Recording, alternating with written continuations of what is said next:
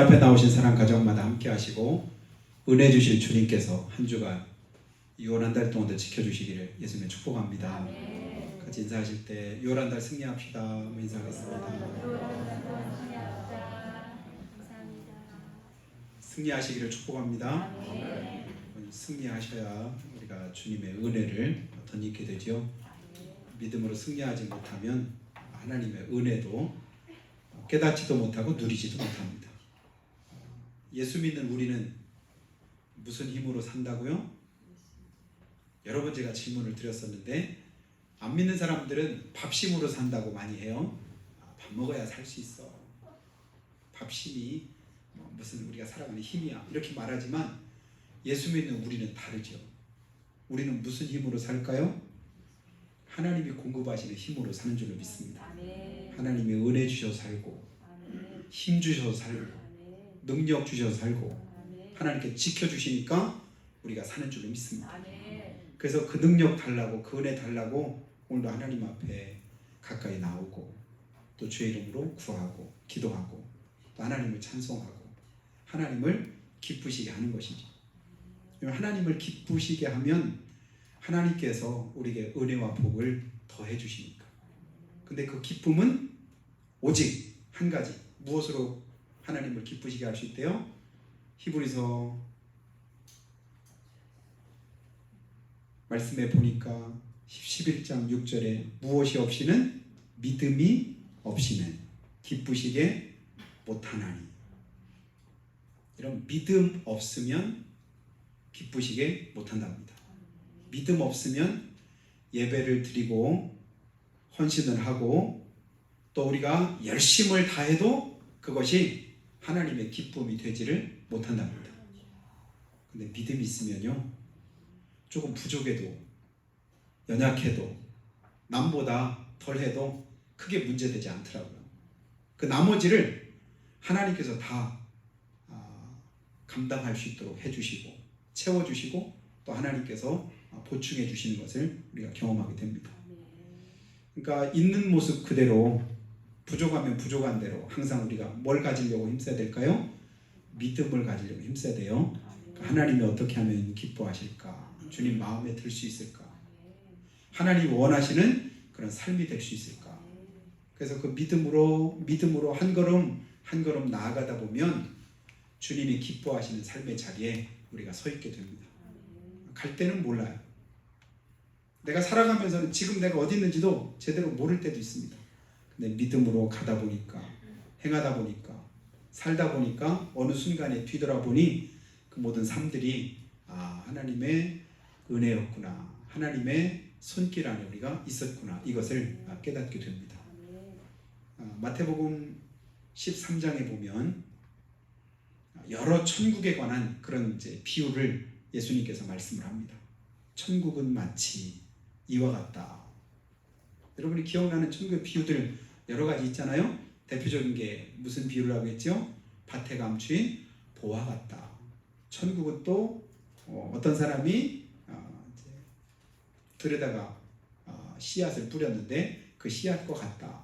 천국은 또 뭐와 같다. 여러 가지로 말씀하는데 그 가운데 여러분 천국은 각양 물고기들을 이렇게 잡으려고 그물을 치는 어떤 사람과 같다. 이런 비유 여러분 기억나시나요? 그물을 치면 그물 치고 나서 그 그물 거두고 난 다음에 어부가 하는 일이 뭘까요? 물고기들을 다 이렇게 다 이제 이것저것 다 이제 분류를 하더라고요. 똑같은 고기만 있으면 괜찮은데 그 가운데는 여러 물고기들이 있습니다. 우리가 볼 때 이 물고기가 진짜 좋은 것 같은데 근데 어부라고 해서 다 똑같은 고기만 잡는 게 아니더라고요. 그러니까 내가 주로 잡으려고 하는 어떤 주종이 있습니다. 그래서 그 물고기를 내가 원해서 그물을 쳤는데 그물을 거두고 보니까 거기에 그 물고기 말고 다른 물고기들이 여러 물고기가 있는 거예요. 근데 물고기를 안 잡는 우리 입장에서 보면 물고기들이 다 귀한 것 같은데 그분에게는 아니더라고요. 자기가 원하는 물고기 말고 다른 물고기는 뭐라고 부르냐 하면 잡고기라고 합니다. 우리식으로 좀 더 쉽게 여러분에게 설명을 드릴까요? 잡놈이라는 말과 비슷한 거예요. 그러니까 별로 반갑지도 않고 그렇게 그것이 귀하지도 않다. 그런 의미겠지요. 내가 원하는 거 이걸 잡으려고 했는데 여러 많은 무슨 고기들? 잡고기들이 많이 잡히니까 잡으려고 하던 그 고기는 그냥 어장에다가 잘 이렇게 넣어놓는데 나머지 잡고기는 막 대충 그냥 가판 위에다가 집어 던지기도 하고 또 물고기가 이제 크지 않을 때는 그걸 또 다시금 바다에다가 던지기도 하고 그렇게 하는 걸 봅니다. 각양 물고기들이 있고 거기엔 또 쓰레기도 있을 수 있겠지요. 필요치 않은 여러 가지 많은 것들이 거기 딸려왔을 수도 있습니다. 천국을 왜 하나님께서 이렇게 우리에게 비유로 말씀을 하셨을까? 결국은 바다에다가 그물 친 사람과 같다라고 할 때 우리가 천국의 삶을 가지고 이 땅을 살아갈 때 여러분 우리가 좋은 것만 보고 살 수 있을까요? 내가 보고 싶은 것만 볼 수 있나요? 하고 싶은 것만 하나요? 때로는 보기 싫은 것도 볼 때가 있습니다. 듣기 싫은 말도 들을 때가 있습니다. 하기 싫은 것도 안 하면 안 되는 때도 있습니다. 그러면 그런 때 나는 어떻게 해야 되나? 어부는 물고기를 다 똑같이 그냥 거기다 놓지 않고 다 분류해서 쓸만한 것과 못 쓸 것들을 다 이렇게 구분을 하더라. 믿음이 뭔가 했더니요. 진짜 필요한 것, 진짜 좋은 것, 진짜 나한테 유익한 것, 이것들은 적극적으로 수용을 하는 거예요. 이건 주님이 기뻐하시는 거야. 이건 믿음과 상관이 있는 거야. 이건 하나님께서 원하시는 삶이야 라고 할 때는 그것을 적극적으로 여러분 가지되 이건 누가 봐도 하나님이 기뻐하시지 않는 거야. 불신앙이야. 하나님이 미워하시는 거야. 이건 죄악된 거야. 마귀가 이걸 굉장히 좋아하겠다 싶은 것들은 여러분 그 순간 다 그냥 내어버리시기를 주님을 축복합니다. 그래야 내 속에 하나님의 은혜로 충만합니다. 이것저것 잡다한 거 다 모아놓으면 진짜 귀중한 것도 가치를 잃어버려요. 그래서 좋은 것만 모아놓고 그것만 가지고 어장에 내다 팔 때 그것의 가치를 제대로 인정을 받을 수 있는 것처럼 우리 삶에도 살아가다 보면 수많은 여러 가지 많은 일들이 있고 문제들이 있고 그렇다 할지라도 여러분 좋은 것, 주님이 기뻐하시는 것, 믿음과 상관이 있는 것 그런 것들에 주목하시고 그렇지 않은 것들은 하나씩 하나씩 다 버리는 일에 힘쓰시기를 예수님 이름으로 축원합니다. 우리는 참 버리지 못할 때가 굉장히 많아요. 그래서 하나씩 하나씩 모으다 보면 어느 순간에 쓸데없는 것들도 잔뜩 가지고 있을 때가 많습니다. 그걸 우리가 어느 때 알지요? 이사 한번 해보면 압니다. 평소에 어디 들어있는지 잘 모르고 뭐가 얼만큼 있는지도 몰랐는데 막상 이사하려고 이것저것 끄집어내고 보니까 이런 참 1년 내내 몇 년 동안 한 번도 꺼내보지 않았던 것들이 그냥 어느 한 자리를 차지하고 있을 때 있는 거 봅니다. 그런 때 기회 삼아서 버리기도 하고 남한테 주기도 하고 이렇게 하는데 우리의 영적인 삶이 매일매일 새로워져서 버릴 것은 그때 버리고 또 새로워질 것은 새롭게 수용해서 하나님의 은혜를 덧입는 귀한 축복이 있기를 다시 한번 축복합니다. 근데 이렇게 분별할 수 있게 하시고 깨닫게 하시고 알 수 있도록 우리를 도우시는 분이 누구시라고 했죠? 그분이 성령님이시다. 그래서 오늘이 무슨 날이냐면 성령 강림하신 날입니다. 무슨 날이라고요? 성령 강림하신 날. 예수님께서 부활하시고 난 이후에 이 땅에 며칠 동안 계셨다고 했죠? 40일. 4일이 아니고 40일. 그리고 예수님이 하늘로 승천하시면서 뭐라고 말씀했냐면 내가 가고 나면 너희를 위해서 너희를 도울 보혜사를 보내주겠다. 너희에게 꼭 필요한 내가 할 수 없는 것까지도 하게 만드실 그 성령님을 너희한테 보내주실 테니까 성령이 오시기까지 뭐 하라겠냐면 예루살렘을 떠나지 말고 기다리라. 그리고 뭐 하면서 기다리려? 기도하면서 기다리라. 그래서 기다렸습니다. 그래서 부활주일 이후에 7주가 지나고 그 다음 첫 번째 맞는 주일이 오순절이라고 하는데요. 50일째 되는 날 그날 바로 성령 강림절이라고 합니다. 그래서 오늘이 부활주일 지나고 나서 이제 50일 지난 그런 이제 성령 강림절입니다. 성령께서 우리에게 오시면 나타나는 현상이 있는데 오늘 우리가 잘 아는 대로 사도행전 1장 8절에 보니까 이렇게 말씀합니다. 오직 성령이 너에게 임하시면 우리가 뭘 받는다고 하죠? 권능을 받고. 오직이라는 말을 한번 떼놓고 볼까요? 성령이 너에게 임하시면 너희가 권능을 받고. 이래도 뭐 크게 문제될 것 같지는 않은데, 그런데 강조하면서 진짜 중요한 것을 오직이라고 할 때, 오직 다른 것은 없는 거죠. 유일한 겁니다. 다른 대안이 필요하지 않고 오직 성령이 너에게 임하시면. 그럼 성령 말고 다른 것이 임하면 우리가 권능이 있을까요? 아니라는 겁니다. 성령이 우리에게 임하시면 우리가 뭘 받는다? 권능을 받는다. 무슨 권능일까요? 죄를 이기고 원수 마귀를 대적하고 세상을 이길 수 있는 그 힘. 누가 임할 때 가능하다? 성령이 임하실 때 가능하다. 거꾸로 성령이 임하지 않으시면 우리에게 권능이 있을까요? 없을까요? 권능이 주어지지 않습니다. 영적인 힘이 없어요.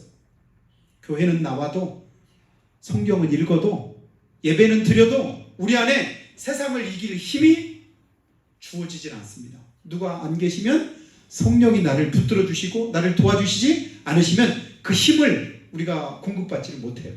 그래서 똑같이 한나라시에 말씀을 듣고 예배를 드리고 그러는데도 살아가는 모습들이 각양각색인 이유, 무엇 때문일까요? 그 능력을 얼만큼 덧입느냐에 따라서 그 삶의 힘이 각각 다르게 나타납니다. 얼마 전에 어떤 영상을 보니까요, 차가 이렇게 가고 있는데 직진하는 차가 우선인데 옆에서 자꾸 어떤 차가 막 끼어들려고 그래요. 근데 바짝 이렇게 왔는데 끼어들면 안 되는데 그래도 이 차가 끼어들려고 하는데 막 이렇게 막 가려고 하다.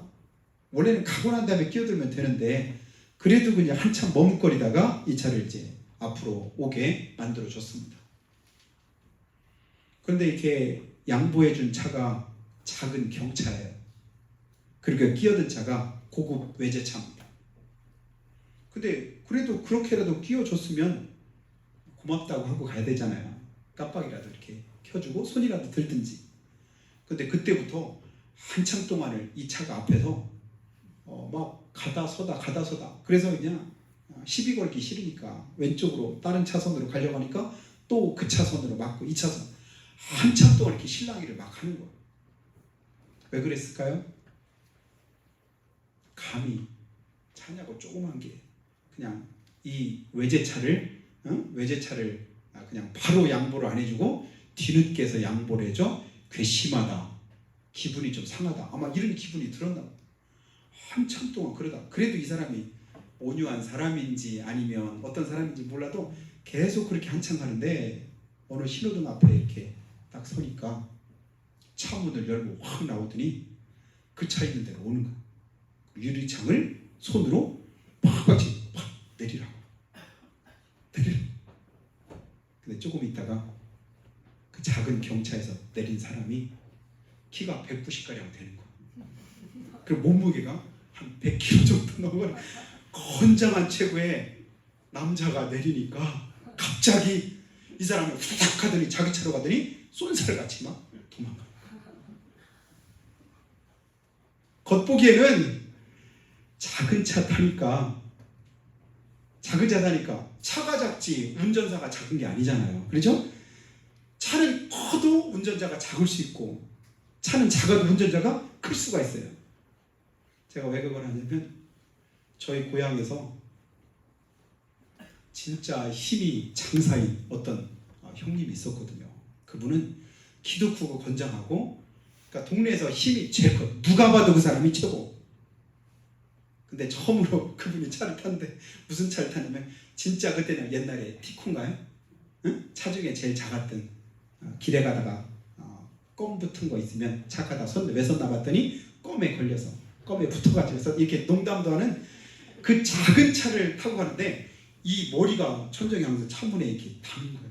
그리고 여기에 꽉 차. 근데 그렇게 타고 다녔더니 그래서 한참 이제 웃었던 그런 생각이 나는데 우리가 세상을 살아갈 때 겉보기에는 별것 아닌 것 같은데, 아무것도 아닌 것 같은데, 그래서 아무것도 아닌 것 같아가지고 함부로 막 앞에서 얼쩡거리고 위협도 하고 막 내리라고 막 하더고 그랬는데 막상 내리고 보니까 어때요? 그게 아니거든요. 예수 믿는 사람이 그렇지 않나 싶습니다. 남들이 볼 때 겉으로 볼 때는 별 볼 일 없는 거고 힘도 없는 거 같고 아무것도 아닌 것 같은데 실상은 그렇지 않죠. 우리는 누가 계시니까? 성령님이 계시거든요. 하나님이 내 안에 계시거든요. 여러분 이런 자부심을 가지고 사시기를 바라요. 세상을 향할 때 세상이 아무리 내게 위협을 가한다 할지라도 위협을 할 수 있을지언정 우리를 이기지 못합니다. 왜요? 하나님 분명 말씀하셨거든요. 세상에서 너희가 환난을 당하라 담대하라 내가 세상을 이겼노라. 먼저는 하나님이 이미 이기셨습니다. 예수님이 이 땅에 육신을 입고 오셔서 십자가에서 피 흘려 죽으심으로 이미 세상을 정복하셨습니다. 죄를 정복하셨지요. 사단의 머리를 깨뜨리셨지요. 그리고 그 권능을 동일하게 누구에게? 믿는 우리에게 성령으로 부어주셨습니다. 그리고 세상을 이긴 이김은 이것이니 뭐라고요? 우리의 믿음이랍니다. 믿음이 세상을 이긴답니다. 믿음이 세상을 대적할 수 있답니다. 그래서 원수 마귀가 아무리 우리를 두렵고 떨리게 하고 우리를 위협한다 할지라도 마귀를 우리에게 뭐라고요? 대적하라. 그러면 뭐 한대요? 피한다는 거예요. 이길 수 있게 하시는 우리가 더 세다는 거예요. 왜냐하면 우리 안에 주님이 계시고 우리 배후에 하나님이 계시니까. 여러분 그 힘 가지고 세상을 당당히 사시기를 축복합니다. 내가 세상적으로 가진 것이 없어도 그게 문제되지 않는 거예요. 세상적으로 뭐 화려한 것 같아도 힘 있는 것 같아도 남들보다 더한 것 같아도 그러나 그 안에 주님 계시지 않으시면요 한순간에 그 연약함이 그의 부족함이 그로 하여금 아무것도 아닌 것처럼 만들 수도 있습니다. 오늘 우리 안에 계신 그 성령님을 여러분 힘있게 여러분 마음속에 모시고 또 그 능력을 덧입어서 한 주간 그리고 11달을 사시는 여러분 되었으면 좋겠습니다. 힘도 없으면서 거들먹거리고 깜치면 큰 거 다칠 수 있고 부끄러움을 당할 수가 있습니다. 근데 우리 안에는 주님이 계시고 주님과 함께하기 때문에 언제든지 그 능력을 우리가 덧입을 수가 있습니다.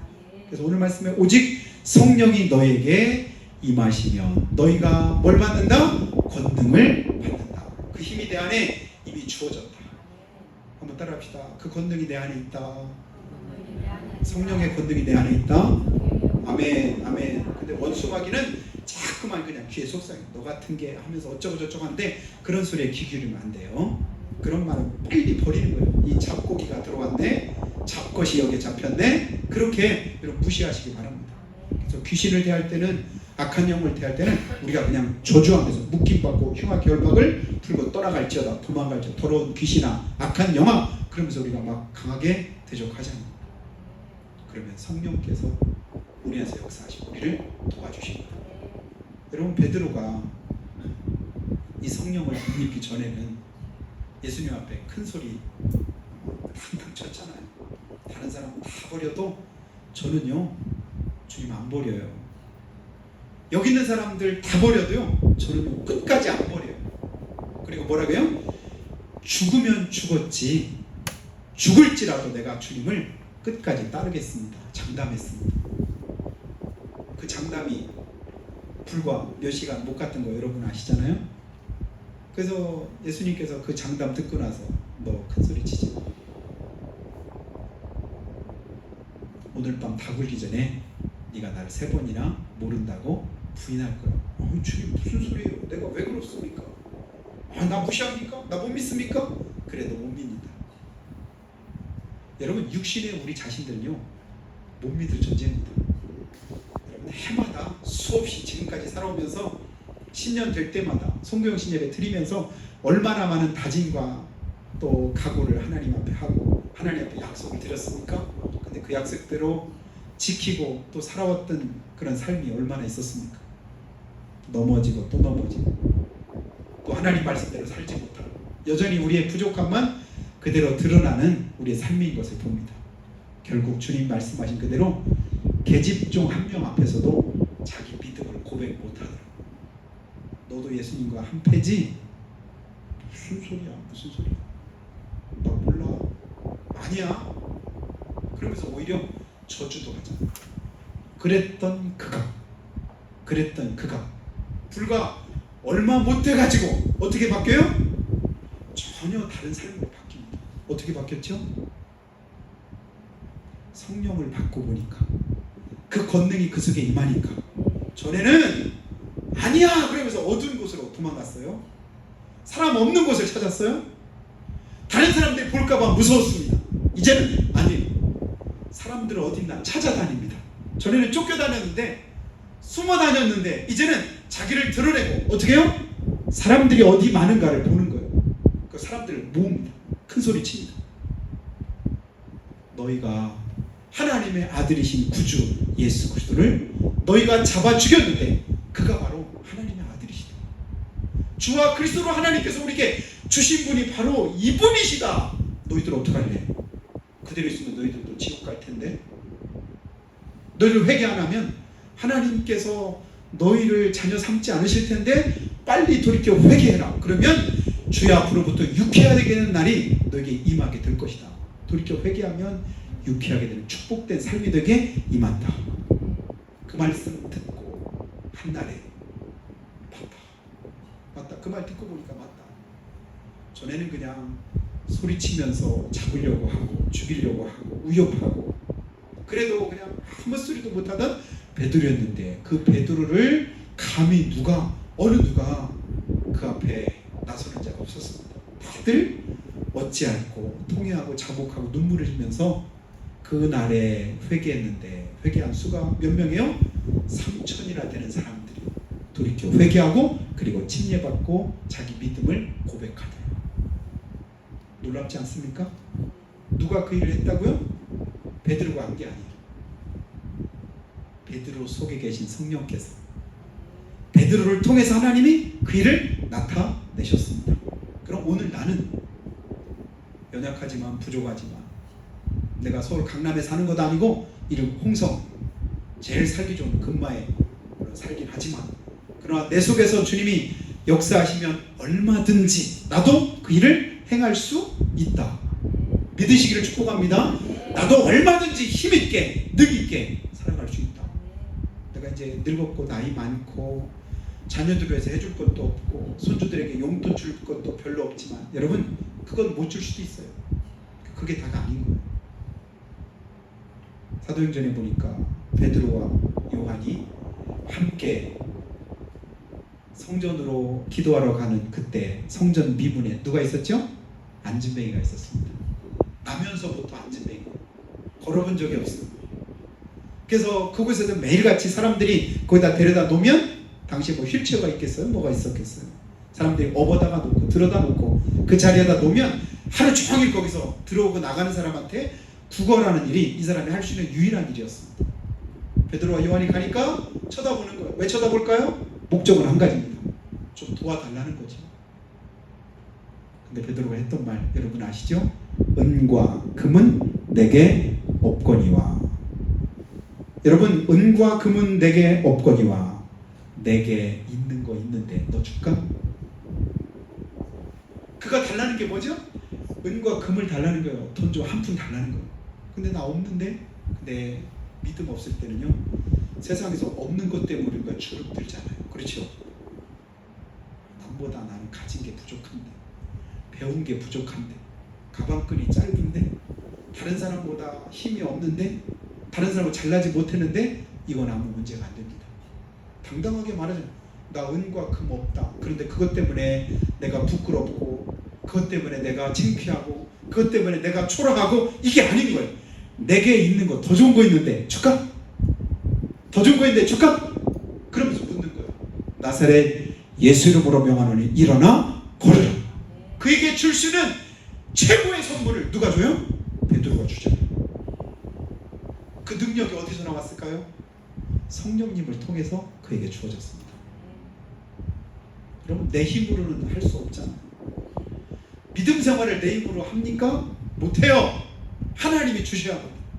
그래서 누가 봉사하려면, 누가 말하려면 말할 때는 하나님의 말씀을 하는 것처럼 하고, 봉사하려면 무슨 힘으로? 하나님이 공급하시는 힘으로 하는 것처럼 해라. 그러면 누가 했을까요? 나를 통해서 이루신 하나님이 하신 거잖아요.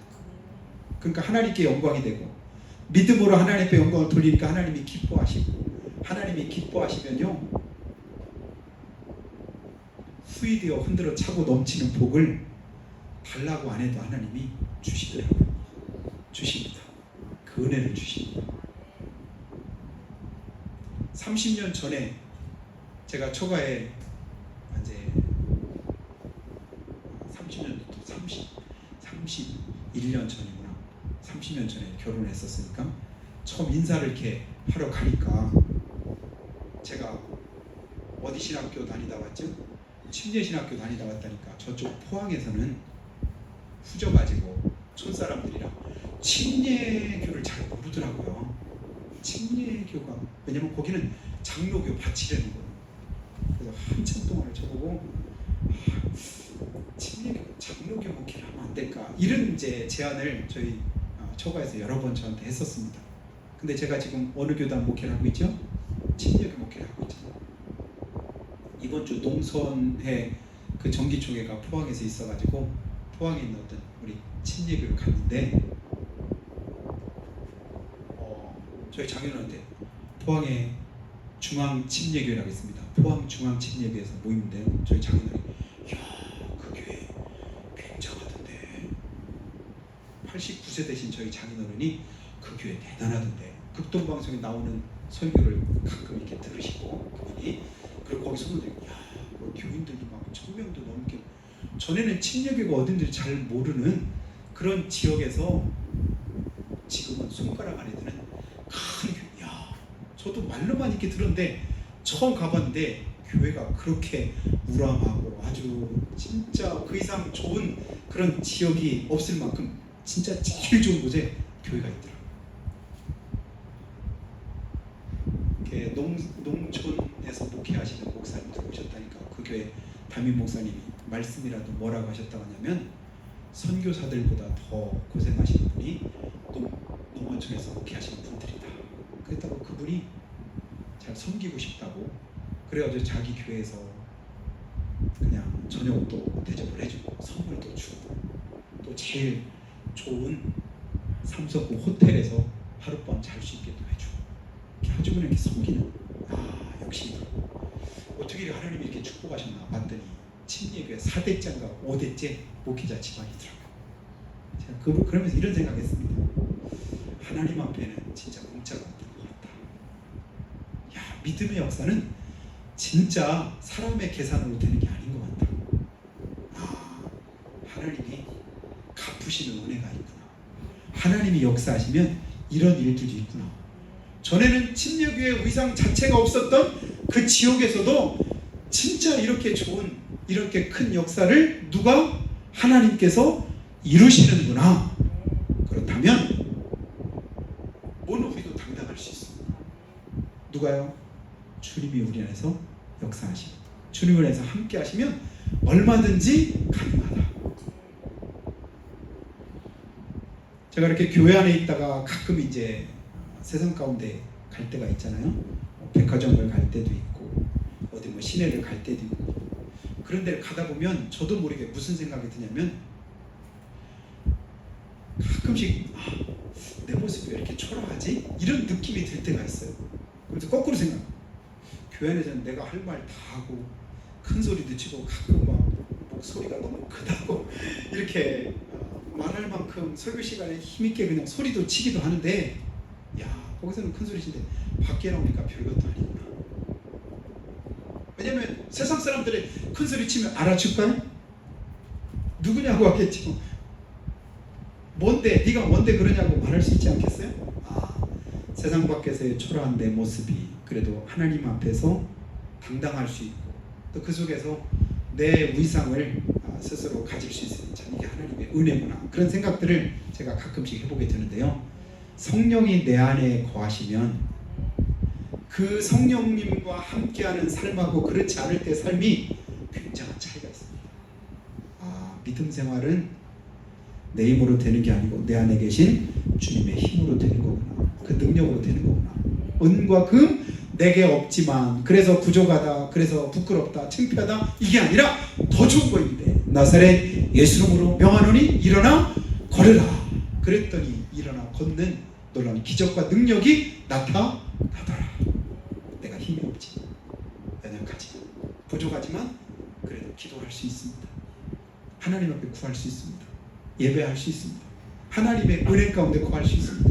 그래서 믿음으로 구하고 하나님 앞에 가까이 나와서 하나님의 도우시는 그 능력을 덧입으면 얼마든지 더 크고 놀라운 하나님의 기적과 능력을 우리 삶 속에서도 이룰 수 있다.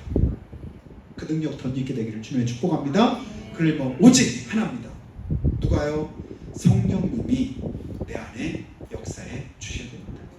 오직 성령이 너에게 임하시면, 성령이 임하시면, 그러나 그 능력 임하지 않으면요 열심히 하긴 했는데 신앙생활 오랫동안 지속은 했는데 근데 그것이 하나님과 상관없을 수도 있습니다. 제가 자주 여러분에게 말씀드리잖아요. 마태복음 7장 보니까 내가 주의 이름으로 선지자 노릇하며 주의 이름으로 귀신을 쫓아내며 주의 이름으로 많은 권능을 행하지 않았습니까? 라고 주님께 말해본들 그에게 어떻게 돼요? 아무런 소용이 없는 거예요. 주님 뭐라고 말씀하시죠? 내가 너희를 도무지 알지 못하노니 불법을 행하는 자들아 내게서 떠나 바깥 어두운 데 가서 슬피 울며 이를 갈미 있으리라. 나는 믿음 생활 잘 하는 줄 알았어요. 내가 믿음의 사람인 줄 알았습니다. 구원받은 하나님의 자녀인 줄 알았습니다. 내가 성도인 줄 알았고 신앙생활 잘하는 줄 알았더니 어느 순간에 주님 앞에 서고 보니까 아닐 때도 있더라고. 어느 때입니까? 내 마음대로, 내 생각대로, 내 뜻대로 한 거예요. 성령이 내 안에 계시면 내 생각, 내 뜻대로 신앙생활 하는 것이 아니라 성령의 뜻대로 내가 신앙생활 하게 될 텐데 근데 여전히 내가 주인인 거예요. 내가 주도하는 신앙생활은 아니에요. 여러분, 기도하게 하시는 분 성령님이십니다. 사모하게 하시는 분 성령님이십니다. 주님만 바라볼 수 있도록 우리를 도우시는 분이 성령님이십니다. 그 성령을 여러분 계속해서 덧입는 신앙생활 하시기를 예수님의 축복해요. 그러면 내 삶에 은혜가 임하고요, 표정이 밝아지고요, 삶에 하나님의 역사가 나타나는 승리하는 삶을 우리가 살게 됩니다. 여러분 문둥병 걸렸던 나아만 장군 어떻게 치료받았나 여러분 아시잖아요. 내 생각에는 그게 아닐 것 같은데 아니에요. 그랬더라면 그는 여전히 문둥병에 치료받지 못하고 그대로 죽었을 겁니다. 근데 그 생각 내려놓으니까 치료가 임합니다. 사마리아 성에서 열왕기하 7장 2절에 보니까 여호와께서 하늘에 창을 내신들 이런 일이 일어날 수 있겠느냐? 여러분 그렇게 믿지 마시기 바라요. 하나님은 얼마든지 하늘에 창을 내실 수가 있습니다. 믿으시기 바라요. 하나님의 역사하시면 얼마든지 가능하다. 민수기 11장 18절부터 23절까지 보니까요. 여러분 집에 가서 이걸 한번 다시 한번 읽어보면 이제 좋을 것 같습니다. 어디요? 민수기 11장 18절 23절. 여기에 뭐가 나오냐면 이스라엘 백성들이 고기 달라고 아우성치는 장면 나오는 거예요. 왜 고기를 안 주냐? 만나만 매일 주냐? 고기 좀 달라. 고기 좀. 은혜를 잊어버리면요 받은 은혜를 까먹고 자꾸 엉뚱한 곳에 원망과 불평만 솟아납니다. 그러니까 하나님이 뭐라고 말씀하냐면 주겠다. 얼만큼? 한 번만이나 주니까 고기 달라. 사실은 처음에 이랬거든요. 근데 주님은 그것을 너희가 얼만큼 먹게 준다고 말하냐면 하루 이틀, 닷새, 열흘, 20날 뿐만 아니라 이렇게 계속 말해요. 한 달 동안 내 냄새조차 싫어하도록 내가 고기를 주겠다. 그러니까 그렇게 믿음 좋은 모세가 하나님께 했던 말이 겁니다. 하나님, 소를 잡은들, 양을 잡은들, 바다에 있는 물고기를 다 잡은들, 이 많은 사람들, 장정만 60만 명인데 아이들, 어린아이들까지 다 하면 약 200만 명 이상이 되는 사람들인데 어떻게 먹일 수 있겠습니까? 라고 따져 물으니까 그때 주님이 하셨던 말씀이 이겁니다. 여호와의 손이 짧으냐? 하나님의 손이 짧으냐? 여러분, 그 능력을 우리에게 주시는 분이 성령님이십니다. 하나님의 손은 짧지 않습니다. 하나님의 능력은 부족함이 없습니다. 그 능하신 주님께서 이번 한 주간 동안 저를 붙들어 주시고 우리 속에서 역사하셔서 승리하는 복된 6월 한 달 되시기를 예수님의 이름으로 축복합니다. 우리가 지금 기도하실 때, 하나님, 우리 힘 가지고 할 수 없습니다. 우리 능력으로 감당 못합니다. 그래서 주님 우리에게 말씀합니다. 기도하라고, 아직 포기하지 말라고, 주님 앞에 무릎 꿇고 겸손하게 기도하라고 합니다. 내 앞길 가로막는 장애물이 있어도 돌아서지 말고 포기하지 말라고 말씀합니다. 슬픔도 고통도 괴로움도 기도로 이겨낼 수 있습니다. 왜냐하면 우리 안에 성령님이 함께하고 계시기 때문에 그렇습니다. 기도하시고 포기하지 말고 주님 앞에 가까이 나아가시기 바랍니다. 하늘이 무너져도 절망하지 말고 믿음 가지면, 또 주님 의지하면 하나님이 돕는 것에 더해 주시는 줄로 믿습니다. 이 시간 주님 바라봅니다. 주님 의지합니다. 주여 도우시고 은혜를 허락해 주시라고 한 목소리로 잠깐만 기도합니다. 하나님 아버지,